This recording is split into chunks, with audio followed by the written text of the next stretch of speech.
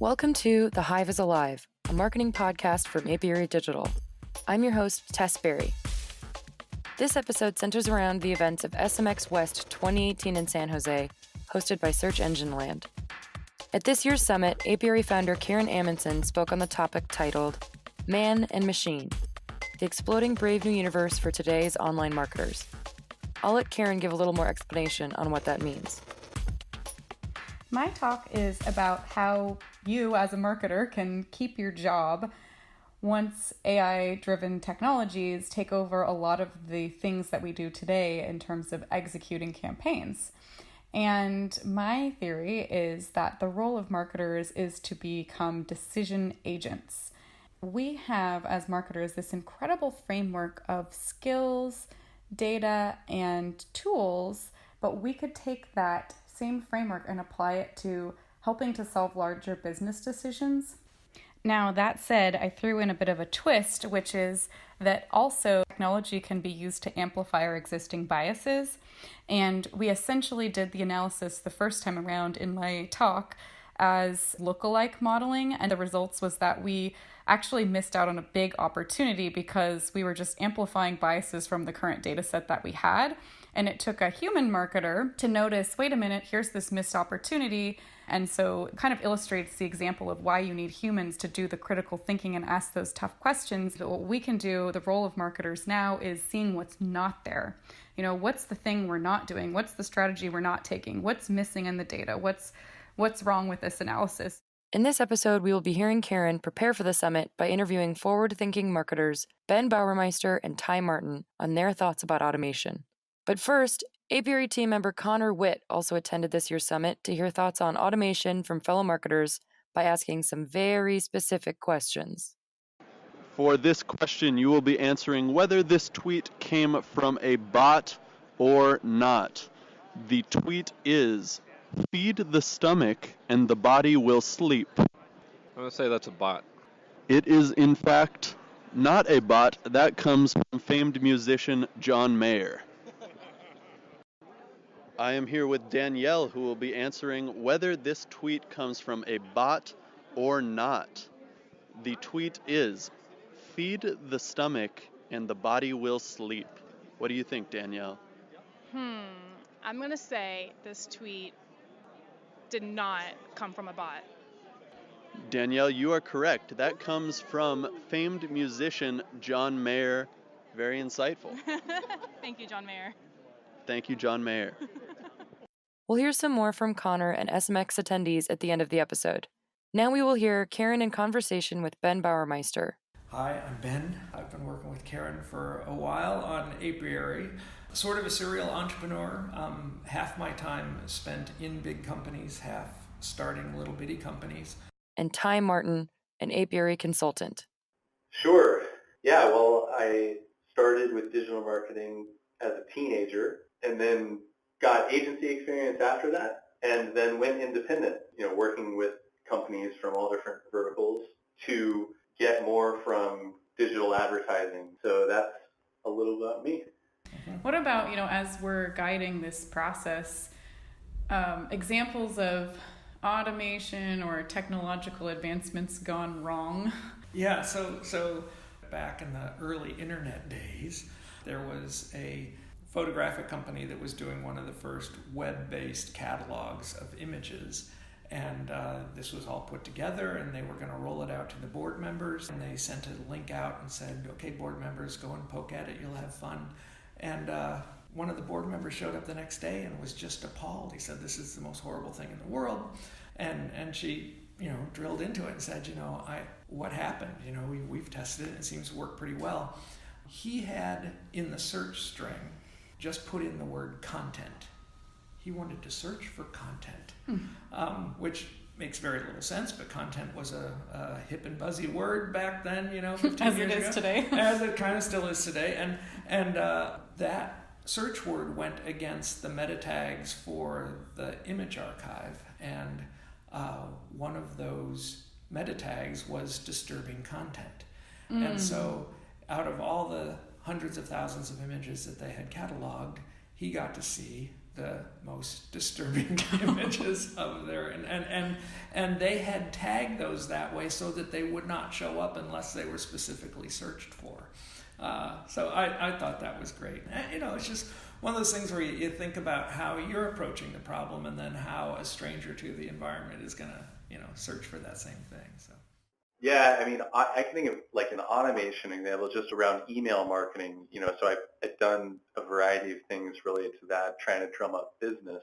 So some of that is just trying to automate, the finding of the right prospects, how to contact them, like what's their email addresses, and then having, a series of drip emails that are personalized and just the right way, but also able to be sent to like a whole bunch of people. And sometimes I'll get emails, because other vendors are trying to sell me on stuff, where I'm like, oh man, I can't even believe you. If you get a list of company names, I mean, you can't just insert a field into your email template that's like company name and have it be like, hi, I was checking out the insert company name, website, because the company names usually are like Acme so-and-so, comma, LLC, or, like some way that no one who's actually in a conversation would refer to that company.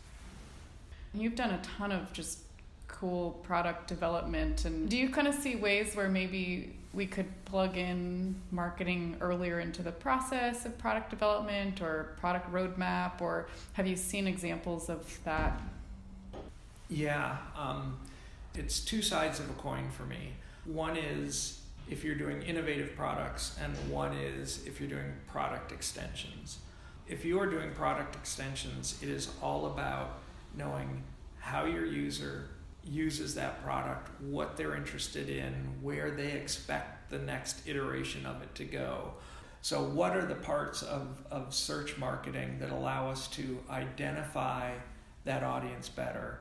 What are then, based on that search, the tenets of how you approach that market, approach that audience, that then makes it a more social endeavor? If you're coming up with something truly innovative and new, the best advice I got from a VP at one point was listen to what your colleagues and your potential customers have to say, but then weigh those comments completely independently and weigh them against your own vision. Don't give up on the thing that you're trying to achieve, and you'll come out with the right solution.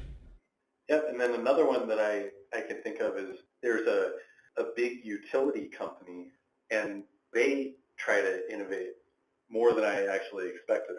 So the way that they ended up doing this was by having us execute digital assets for like 8 or 10 different products that we thought could catch on or be useful. And then we just did the lean startup principle of just putting it out there and seeing how many leads we get. And it worked. I mean, it was clear that like 2 of these executions were things that, wow, people are actually looking for an app that solves this utility problem. So the question around like what will we do with the rest of our time if some of these things are automated is, I feel like we'll still spend a lot of time just administrating those things, configuring them, starting them and stopping them and viewing their output, that kind of a thing. Like we've seen this already with just some of the bid automation systems, but it seems like even when you're managing with automated bidding, you still end up going in there every day and fiddling with gold, making it $75, $85, $95. So yeah, I thought that was kind of an interesting point that with the automation, we'll still spend just as much time just administrating the automation. One of the things, that also came to mind, when you increase the capacity or something, in a lot of studies, it's shown that it doesn't actually increase the resources, or it doesn't give you time back.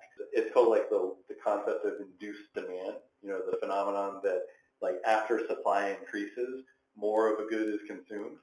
So in this case, it's, bandwidth that we're increasing, but instead of freeing up our time, the kind of paradox is that it can consume more of it. At the core of this for me, it has to be overall social tide raiser, meaning that this automation doesn't just free up some people to do less and engage with society more. It has to lift everybody up at that level.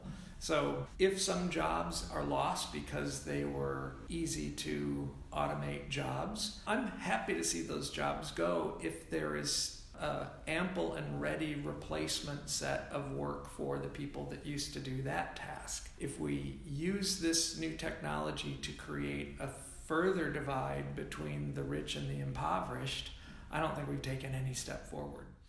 Thank you to Ben Bauermeister and Ty Martin for talking with us. For a copy of Karen's slides from the SMX talk, email us at podcast@apiarydigital.com.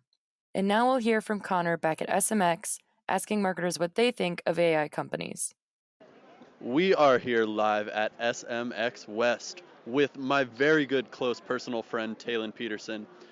Talon, I'm going to ask you now to identify whether SenseTime is an artificial intelligence company, a space mission, or an electronica band. SenseTime.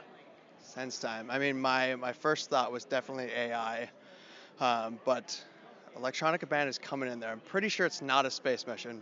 I'm going to stick with my original intuition and go with AI technology company. That's a fantastic guess. You are correct. You are the proud new owner of an Apiary digital sticker. Yes! Hello, we are joined here today by Jenny Ranke. Jenny is answering the question whether this name is an artificial intelligence company or an electronica band. The name is Hexstatic. I'm gonna go with an electronica band. Jenny, you would be correct. We are joined here by Matt. Is Mobvoi an artificial intelligence company or a space mission? I'll go for artificial intelligence company. You would be correct. We are 2 for 2 over here at the Revim booth. Good morning. We've got Julie here with us. Hi, I'm Julie Pitt. So our question for you today, is this name an AI company or an electronica band? The name is Subfocus. That is an electronica band. You are correct. I have actually heard of Subfocus and Oh, wow. listened to their music. We are live with Justin, who will be answering the question of whether Deep Sentinel is an artificial intelligence company, a space mission, or an electronica band. Justin, what do you think? I'm going with electronica band. Electronica band is incorrect. What we have there is an artificial intelligence company. I wish you all the best next time. Thank you. Thank you for joining us.